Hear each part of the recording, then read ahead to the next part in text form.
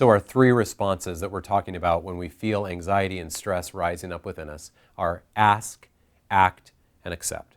Ask refers to going to God right away in prayer to cast the anxiety on Him. Act refers to asking the question, is there something God wants me to do about this right now?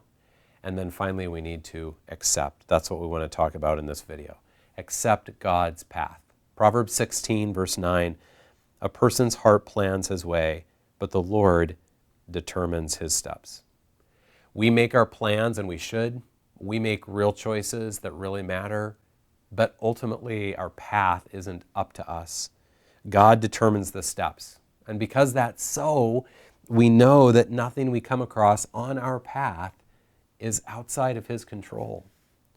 Job chapter 2, Job's wife said to him, "Are you still holding on to your integrity? Curse God and die." "You speak as a foolish woman speaks," he told her.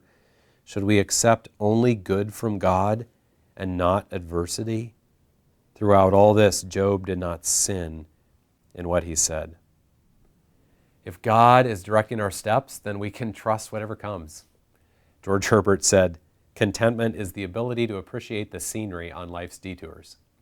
And of course, that's not like a Bible definition of contentment, but it reminds us that there is scenery to enjoy on life's detours because those detours are directed by the great shepherd who's guiding us.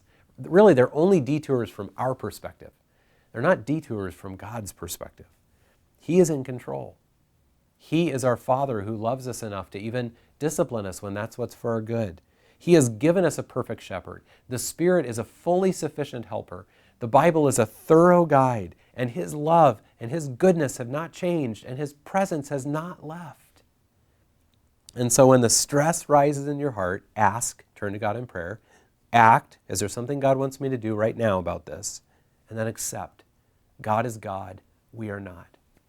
Our path is in His hands, so let's humble ourselves under the mighty hand of God. You know, from cover to cover, the Bible shows us the ways in which God takes the brokenness and the curse and He works even those things together for good.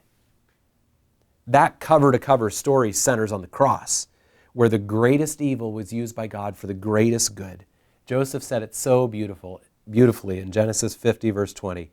"You meant evil against me, but God meant it for good." The same is true with these things right now, today, in our lives. Ask, act, and then accept.